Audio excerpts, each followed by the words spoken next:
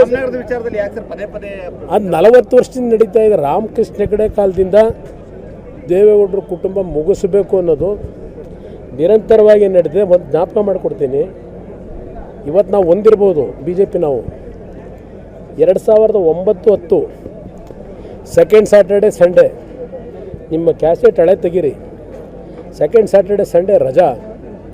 ಇಡೀ ರಾಜ್ಯದ ಎಲ್ಲ ಸಬ್ ರಿಜಿಸ್ಟ್ರಾರ್ ಕಚೇರಿಗಳಿಗೆ ಆ ಸಬ್ ರಿಜಿಸ್ಟ್ರಾರ್ಗಳಿಗೆ ರಜಾ ಕೊಡದೆ ದೇವೇಗೌಡರ ಕುಟುಂಬದವರು ಎಲ್ಲೆಲ್ಲ ಆಸ್ತಿ ಮಾಡವ್ರೆ ಅದೆಲ್ಲ ಮಾಹಿತಿ ಬೇಕು ಅಂತ ಹೇಳಿ 2 ದಿನ ರಜದ ದಿವಸ ಏನು ಇಂಚು ಸರ್ವೆ ಮಾಡಿದ್ರು, ಏನು ಮಾಡ್ಕೊಂಡ್ರದ್ರಿಂದ ಇದು ನಡೀತಾನೇ ಇದೆ ನಿರಂತರವಾಗಿ.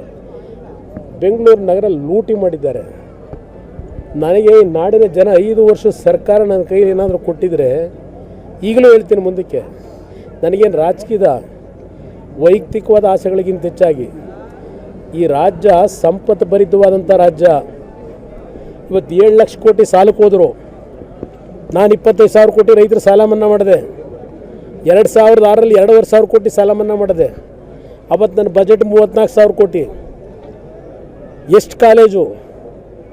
180 ಪ್ರಥಮ ದರ್ಜೆ ಕಾಲೇಜು, 500 ಜೂನಿಯರ್ ಕಾಲೇಜು, 1,400 ಹೈಸ್ಕೂಲ್ಗಳು, 56,000 ಜನ ಟೀಚರ್ನ ಆಯ್ಕೆ ಮಾಡಿದೆ. ಈ ಸರ್ಕಾರದಲ್ಲಿ ಏನು ಕೊಟ್ಟವ್ರೆ?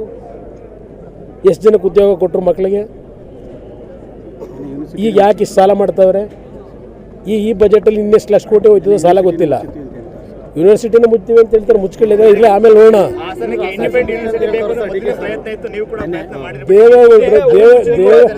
ದೇವೇಗೌಡರ ಮನಸ್ಸಿನಲ್ಲಿ ಒಂದು IIT ತರಬೇಕು ಅನ್ನೋದಿದೆ. ಕಳೆದ 20 ವರ್ಷದಿಂದ ನಿರಂತರವಾಗಿ ಫೈಟ್ ಮಾಡ್ತಾ ಇದ್ದಾರೆ. ಹಾಸನ ಜಿಲ್ಲೆಗೆ ಒಂದು IIT ತರಬೇಕು ಅಂತಕ್ಕಂಥದ್ದು. ನೋಡೋಣ ಭಗವಂತ ಯಾವಾಗ ನಮಗೆ IITನ ತರ್ತಕ್ಕಂಥ ಶಕ್ತಿ ಕೊಡ್ತಾನೆ. ಅವರ ಆಸೆ ಏನಿದೆ ಮುಂದಕ್ಕೆ ಭಗವಂತ ಈಡೇರಿಸ್ತಾನೆ ಅಂತಕ್ಕಂಥದ್ದು ನನ್ನ ನಂಬಿಕೆ. ಮೈಸೂರು ಗಲಭೆ ಪ್ರಕರಣದಲ್ಲಿ ಒಂದಿಷ್ಟು ಹೊಸ ವಿಡಿಯೋಗಳು ಸಿಕ್ಕಿದೆ ಸರ್. ನೋಡಿ, ನಾನು ಈ ಗಲಭೆಗಳು ಇದೆಲ್ಲ ಹಿಂದೂ ಮುಸ್ಲಿಮು ಇದೆಲ್ಲ ರಾಜಕಾರಣಕ್ಕೋಸ್ಕರವಾಗಿ ಇದೇನು ನಡೀತಾ ಇದೆ.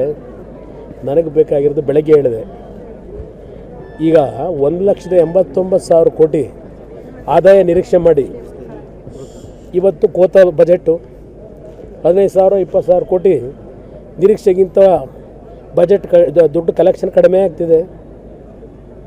ಒಂದು ಕಡೆ ಸಾಲ. ಇದನ್ನು ಹೆಂಗೆ ಸರಿಪಡಿಸ್ಕೊತೀರಿ? ಅದು ನೋಡ್ರಪ್ಪ. ಆಮೇಲೆ ಕಲ್ಲು ಹೊಡಿಸೋದು, ಬೆಂಕಿ ಹಚ್ಚೋದು, ನಿಧಾನಕ್ಕೆ ಮಾಡ್ಕೊಳ್ಳೋದು. ಹಾಸನದ ಒಂದೇ ಅಲ್ಲ, 8-9 ಮುಚ್ಚಬೇಕು ಅಂತ ಹೊಂಟಾರಲ್ಲ. 8 ಏನು ಮುಚ್ಚಿದ್ರು ಮತ್ತೆ ಬರ್ತೀನಿ, ಮಾಡೋಣ ಬನ್ನಿ.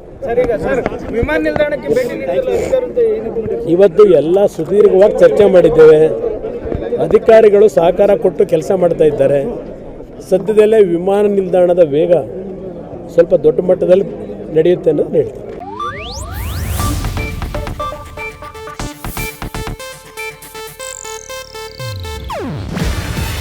ಇದು ಏಷ್ಯಾನೆಟ್ ನ್ಯೂಸ್ ನೆಟ್ವರ್ಕ್ ಪ್ರಸ್ತುತಿ. ನೀವು ನೋಡ್ತಿದ್ದೀರಾ ಏಷ್ಯಾನೆಟ್ ಸುವರ್ಣ ನ್ಯೂಸ್.